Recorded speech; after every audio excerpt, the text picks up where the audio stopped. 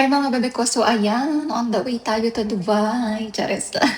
Nakakaloka, gagawin ko na lang 'to ng voice over kasi sobrang konti lang yung clip kasi, I have a headache kaya most of the time doon sa biyahe is natulog lang ang person, 'di ba? Nakakaloka. Ayan, si Bebe Boy nga din tulog siya, pero si Habi Boo siyempre medyo inaantok siya pero drive is life. Then si Bebe Girl naman gising siya, gawa na nagbabasa siya ng libro niya. So, ayan, ako lang talaga kasi syempre, sabi ko nga may headache pa ako. Kaya so far so good. Nag-take nga lang din ako dyan ng gamot para kahit papaano is ipagpahinga ko yung ulo ko. Tapos, yun, on the way, pagdating na namin doon sa Dubai na, kinailangan ng help ko ni Habi kasi nagluloko yung Waze. Hindi kasi siya sanay sa Google Map. Ako, Google Map talaga ako ever since. Yung Waze naman yung hindi ko magamay. Kaya, ayun, nung pagdating doon, talagang naligaw-ligaw kami. And ginagamit ko tong phone ko na pang search kaya hindi na rin ako nakapag-vlog masyado. Konting clips lang. So, ayun, so far so good. Pero muntik pa kaming malate guys kasi mas mahaba pa yung ligaw namin, yung hindi namin mahanap ng mga parking gano'n.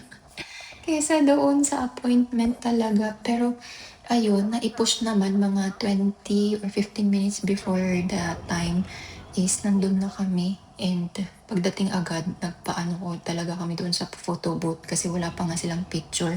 At iba yung picture ng France passport, ano siya, gray background. But anyway, nakakaloka lang talaga ang araw na ito. Muntik na kaming maghiwalay, charot.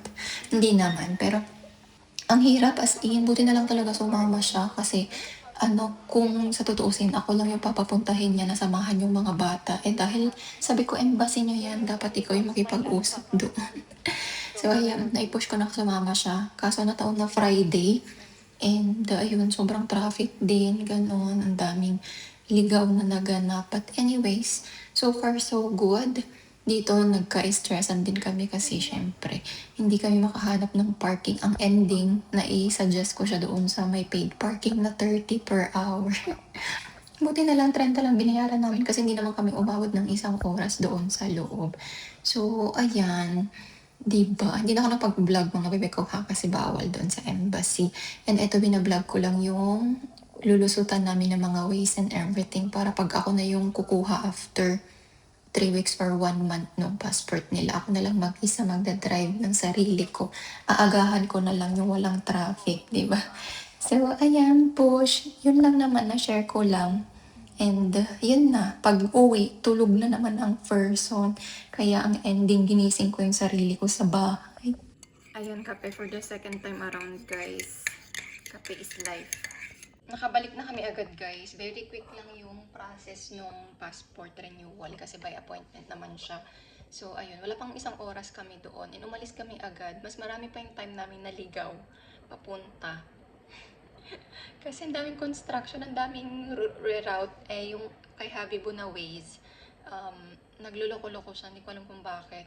Yung ginagamit ko Google Maps. So ngayon, yung etong phone ko yung pinang-Google Map namin. Kaya hindi na rin ako masyado nakapag-vlog doon. Kasi madidistract kami parehas. But anyway, okay lang din naman. And bawal mag-vlog doon sa embassy. Kaya wala din akong clip doon. Pero so far so good. The process is fast. Nakapagpa-picture din kami ng mga bata doon sa baba kasi iba yung picture doon sa gray background kasi pag France passport.